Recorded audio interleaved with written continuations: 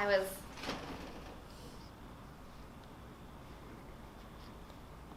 was lying on his bed for almost 2 hours.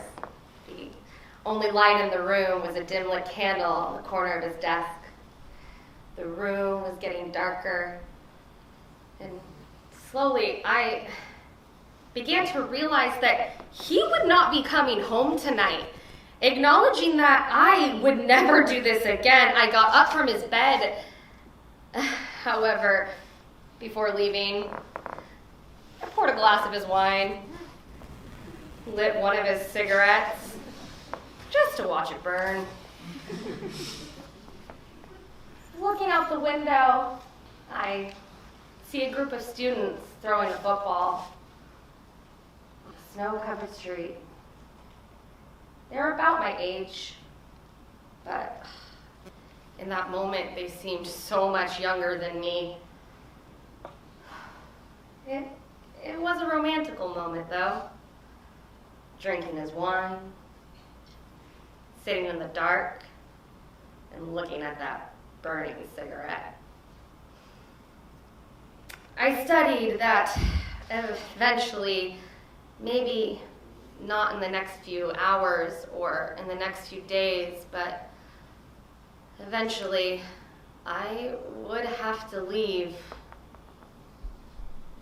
him, leave this place, and everything within. Even if barely anyone notices my absence, I have been losing and sacrificing so much just to push this life forward. And now it feels like there's nothing left to lose anymore but myself, whoever I truly am. However, the sediments of everything I have lost have stayed within me, like a light after sunset, giving me enough courage to keep on living. In retrospect, I have, since a specific moment of time, been living with a distorted manner and twisted perspective on life. That distorted measure had its reasons. Even if no one could understand, I inevitably had to do so. However, I did not want to see my ending while my life was still twisted. I'm responsible for securing my end regardless of its state. Even though eventually I did not want to be gone. As I closed my eyes, I could vividly touch the shaking agitation and hesitance in my heart. It was bigger than grief and solitude. It was a vast, fathomless wave that washed over the very root of my existence. Those waves went on for an immeasurable amount of time. I pulled the bedsheet and covered my face as several waves pierced me. Now, the fact that I have wasted 97% of my life, that did not bother me. However, I did wish to hold on to that 97% of my life, watching and witnessing who I may become.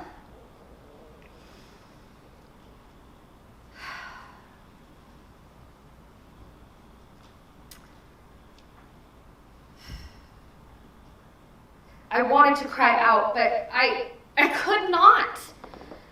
I was too old to shed tears, and I had already experienced a massive amount of things, a boundless amount of times. There is a grief that cannot be cried for, a sadness that is inexplainable, no matter how you spell it out. It's a type of laminate that just can't be understood.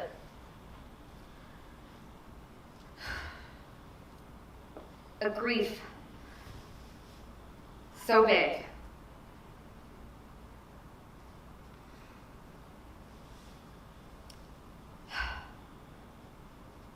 When I was younger, I attempted to convert that sadness into language using words and sentences, but no matter how I rearranged or squeezed the alphabet, I could not relay the sentiment to anyone. Realizing that I couldn't even convey it fully to myself. That recognition, that's when I quit trying.